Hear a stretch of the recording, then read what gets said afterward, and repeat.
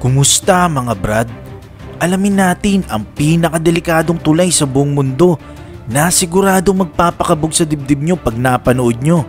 Kung bago ka lang sa aking channel, huwag kalimutang i-click ang subscribe button at notification bell para updated ka sa mga kwento at trivia na gaya nito. Let's go! Ang pagtawid sa tulay ay maaaring madali lang sa ilan, pero merong mga tulay na sobrang delikado at nakakatakot daanan. Ngayon, ibibigay ko na sa inyo ang mga pinakadelikadong tulay sa buong mundo na kapag nakita nyo ay siguradong kakabog mga dibdib nyo. Simulan na natin sa number 20, Monkey Bridge. Ang tulay na to ay matatagpuan sa Vietnam. Napakadelikado nito tawirin dahil ang tulay na to ay iisang kawayan lang ang tatapakan mo at kailangan mong maibalanse ng maayos ang katawan mo. Ito ang dahilan kaya tinawag itong Monkey Bridge dahil mistulang unggoy lang daw ang may kakayahang makatawid ng mabilis dito. Kaya naman itong tawirin ng tao dahil meron naman itong dalawang hawakan. Daan-daan nga lang. Ang problema, konting pagkakamali mo lang at pag nadulas ka, maaari ka talagang mahulog. Number 19, Royal Gorge Bridge. Ito ay matatagpuan sa Colorado, USA. Isa itong suspension bridge sa ibabaw ng Arkansas River. Meron itong taas na 955 feet. Ito ang pinakamataas na suspension bridge sa US na kapag tinawid mo ay talagang malulula ka sa sobrang taas. Number 18, Hussaini Hanging Bridge. Ang tulay na to ay makikita sa Pakistan. Kinukonsider ito na isa sa pinakadelikadong tulay sa buong mundo. Nasa ibabaw ito ng malapad na Borit Lake. Gawa ito sa lubid na tanging kahoy lamang ang tapakan na iba't ibang hugis at espasyo sa isa't isa. Delikado ito daanan pag malakas ang hangin dahil iuugoy ka talaga nito. Number 17, 7 Mile Bridge. Ang tulay na to ay nagdurugtong sa Monroe County, Florida at Marathon, Florida, USA. Isa itong highway bridge. Safe naman ito daanan kapag magandang kondisyon ng panahon. Pero kapag mayroong malakas na bagyo, sobrang delikado ito daanan. Number 16, Deception Pass Bridge. Ang Washington State ay mayroong dalawang pares ng tulay na nagdurugtong sa Whidbey Island at Fidalgo Island. Meron itong 180 feet na taas na kaya mag-accommodate ng traffic at pedestrian at meron pa itong sidewalk. Naging sobrang delikado ang tulay dahil madalas itong nagkakahamog. Number 15, Lake Pontchartrain Causeway. Ito ay dalawang tulay sa ibabaw ng Pontchartrain Lake na may habang 23.8 miles na nagdurugtong sa Metairie at Mandeville, Louisiana. Okay dumaan dito pag magandang panahon, pero sobrang delikado rin kapag malakas ang hangin at may bagyo. Tinagurian itong pinakamahabang tulay sa ibabaw ng tubig. Number 14, Canopy Walk. Ang Canopy Walk ay tulay na matatagpuan sa Cocoon National Park sa Ghana. Nasa 130 feet ang taas nito, nagdurugtong sa kabilang bahagi ng kagubatan. Gawa lang ito sa lubid na may tapakang kahoy. Meron din itong net sa gilid na gawa sa lubid para sa safety ng mga tatawid. Gayunpaman, nakakalula pa rin dahil malalim pa rin ang maaari mong bagsakan pag nagkaproblema ang tulay. Number 13, Langkawi Sky Bridge. Ang Langkawi Sky Bridge ay may kita sa Malaysian Island ng Pulau Langkawi. May taas itong 320 feet at nasa halos 2,000 feet above sea level. Ang 410 na talampakan na pakurubang pedestrian bridge ay nagdurugtong sa dalawang tuktok ng bundok. Ang tulay na ito ay ginawa gamit ang helicopter. Number 12, Titlis Cliff Walk. Ang pedestrian bridge na ito ay matatagpuan sa Mount Titlis sa Switzerland. May taas itong 10,000 feet above sea level. Ito ang pinakamataas na suspension bridge sa buong Europe na kapag nahulog ka talagang mapapangiti ka na lang sa ere.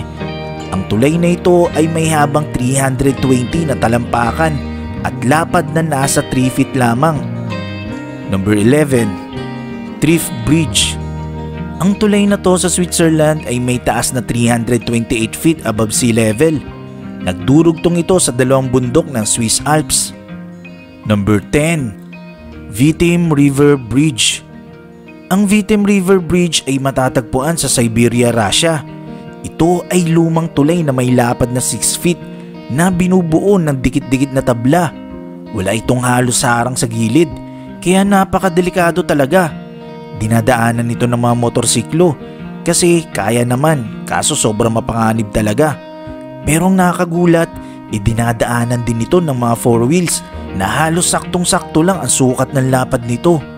May taas ito na 50 feet above water na madalas ay nagyayelo pa.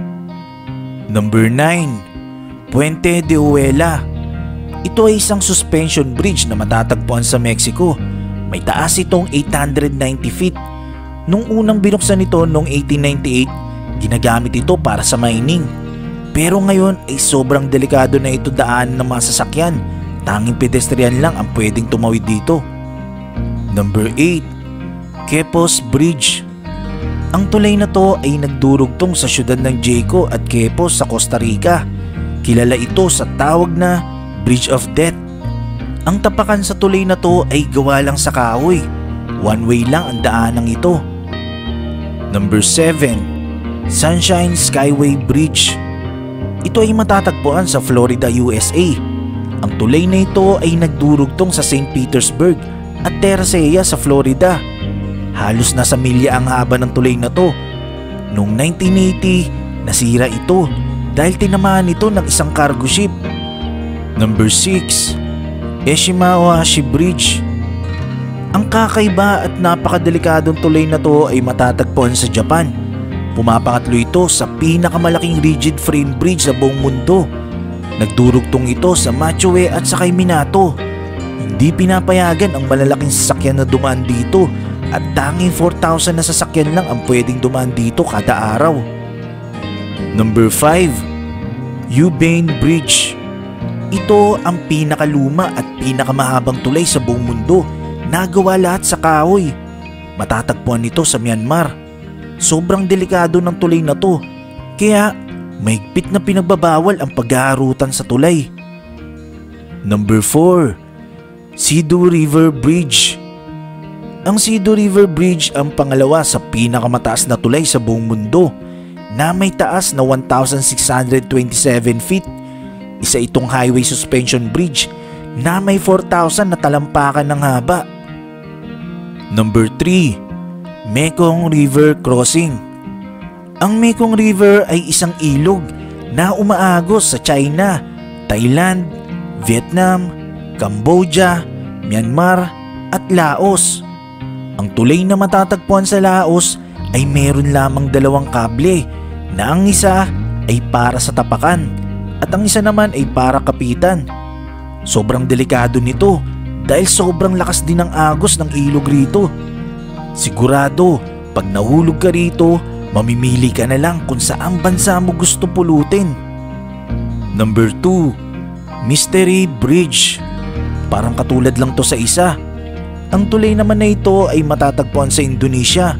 Meron lang din itong 2 kable. Karaniwan na itong dinadaanan ng mga residente roon. Kaya tinuturing din ito na napakadelikadong tulay.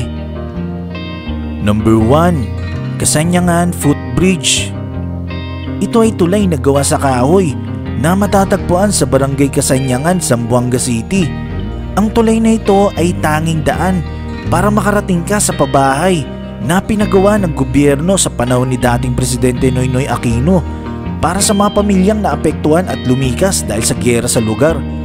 Ang pabahay na to ay tinatawag na Houses of Steel dahil nasa ibabaw ito ng tubig. Kaso maraming nagrereklamo sa pabahay dahil sa kakulangan ng tubig at kuryente. Maging ang pundasyon ng kanilang bahay na gawa sa kahoy ay bumibigay na dahil sa nabubulok na ito dulot ng pagkababad sa tubig. Ilang opisyal sa lugar ang nag-inspeksyon kung may katotohanan ba ang reklamo ng mga residente patungkol sa housing projects. Kabilang ang tulay sa pinagawa ng dating gobyerno. Habang naglalakad-lakad ang mga opisyal sa Kasanyangan Footbridge na gawa sa kahoy, ito ang sumunod na nangyari. think I'm falling in love with you. At dito nila napatunayan na tama nga ang reklamo ng mga residente. Kaya ang tulay na to ay itinuring na pinakadelikado at pinakamapanganib na tulay sa buong mundo. Ang mga tulay na to ay talagang nakakatakot. Imaginein mo yung tulay na tatawirin mo dalawa lang yung kable. Tapos napakalakas pa ng agos ng tubig. Yung iba naman sobrang nakakalula dahil sa sobrang taas nito. Kaya hindi talaga safe yung mga tulay na gawa sa kahoy. Pati yung pundasyon kahoy din. Mabuti nga sa Myanmar kahit sobrang tagal na hindi nabubulok yung kahoy na pundasyon ng tulay. Nagustuhan mo ba ang kwentong ito? I-click na ang like button at i-share ang video na to. Mag-iwan lang ng komento para sa inyong mga saloobin. Maraming salamat. Hanggang sa muli.